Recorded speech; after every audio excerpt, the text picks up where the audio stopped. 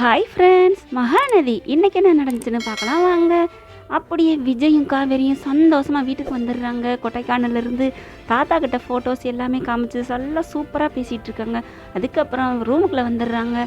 ரூமுக்குள்ளே வந்துட்டு ரெண்டு பேரும் அப்படியே நியூ தம்பதிகள் எப்படி இருப்பாங்க அப்படி கூட சொல்ல வேணாம், நல்ல ஒரு அன்று பூத்த மலர்னு சொல்லுவாங்கள்ல, அந்த மாதிரி தாங்க ரெண்டு பேர் முகத்துலையும் அவ்வளோ ஒரு பிரகாசம் தெரிஞ்சிச்சு, அவ்வளோ அன்பா. இதே கல்யாண நாள் அன்னைக்கு பார்த்தீங்கன்னா, அன்னைக்கு ரெண்டு பேரும் கல்யாணம் ஆகி வீட்டுக்குள்ள வந்தாங்களே, அப்போ எப்படி அடிச்சுக்கிட்டாங்க, அவ்வளோ சண்டை போட்டுக்கிட்டாங்க. என் ரூமில் படுக்கிறது பிடிக்காது அப்படின்னு விஜய் சொல்ல, நான் எப்படி அப்புறம் தெருவில் போய் படுப்பேன் அப்படின்னு சொல்லி தாத்தாட்ட போய் சொல்லட்டுமான்னு இவங்க சொல்ல, அப்புறம் தரையில் படுக்க வச்சது என்னென்ன விஜய் பேசுனாங்க. அப்படி அடிச்சுக்கிட்டாங்க எலியும் பூனையும் மாதிரி.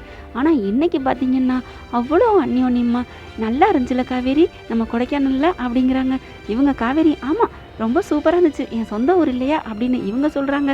உடனே பதிலுக்கு விஜய், அந்த ஊரில் எல்லாருமே ஒரு பரபரப்பே இல்லாமல் நார்மலாக இருக்காங்களே அப்படிங்கிறாங்க. ஆமாம் எங்கள் ஊர் அப்படி தான், இங்கே மாதிரியா பணம் பணம்னு சொல்லி ஓடுறது அப்படிங்கிறாங்க. அதுக்கப்புறம் ஆனாலும் அந்த ஊர்லேயே பரபரப்பாக நீ ஒரு ஆள் தான் இருந்த அப்படிங்கிறாரு. அப்படியே அவர் கண்ணுக்கு காவேரி அப்படியே தேனி மாதிரி தெரிஞ்சிருக்கு, சுறுசுறுப்பாக இருந்தாங்களா. ஊர் பூரா எல்லாரும் பாராட்டினாங்க வேறையா, அதனால காவேரியை பற்றி அவருக்கு ஒரு தனி மதிப்பே வந்துருச்சுன்னு சொல்லலாம். அவ்வளோ அன்பாக எடுத்து பேசுகிறாங்க.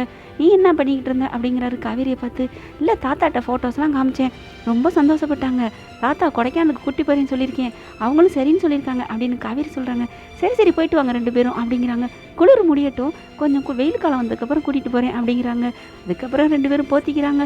போத்திட்டு படுத்துட்டு டக்குன்னு ஐயோ நான் நம்ம ஊரை நினச்சி கொடைக்கானல் நினச்சி இழுத்து போத்திட்டு படுக்கிறேனே அப்படின்னு சொல்லிட்டு அப்படியே போர்வை விளக்குறாங்க.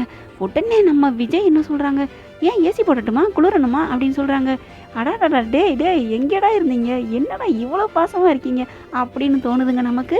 வேணாம் ஏசியெல்லாம் வேணாம் அப்படின்னு காவேரி மறுக்கிறாங்க. அவ்வளோ ஒரு அன்பு, இதைத்தாங்க எதிர்பார்த்தோம். பயங்கரமான ஒரு காட்சியோ ஒரு லொக்கேஷனோ எதுவுமே இல்லை, கதையமைப்பும் எதுவும் இல்லை. ஆனாலும் ஒரே ஒரு ரூமில் ஒரு கட்டிலில் வச்சு ஒரு கண்ணுக்கு குளிர்ச்சியாக ஒரு காமம் இல்லாமல் ஒரு காதலையும் அன்பையும் காமிச்சது இன்னைக்கு சீனுன்னு சொன்னாங்க. செம்மையாக சூப்பராக போயிட்டு இருந்துச்சு. விஜய் அதுக்கப்புறம் அங்கிட்டு திரும்பி படுத்துக்கிறாங்க. சரி தூங்குன்னு சொல்லிட்டு காவேரி அங்கே கொடைக்கானலில் என்னென்ன பண்ணாங்களோ அதை பூரா விஜய் நினச்சி பார்க்குறாங்க. விஜய் என்னென்ன பண்ணினாரோ அதெல்லாம் காவேரி நினச்சி பார்க்குறாங்க. செம்ம சீன் போயிட்டு இருந்துச்சுங்க. இதெல்லாம் உண்மையில்லைங்கிறத கமெண்ட் பாக்ஸில் சொல்லிடுங்க. ஓகே ஃப்ரெண்ட்ஸ், உங்கள் பொண்ணான கையால் ஒரு லைக்கை போட்டு சப்ஸ்கிரைப் பண்ணிடுங்க. Thank you friends.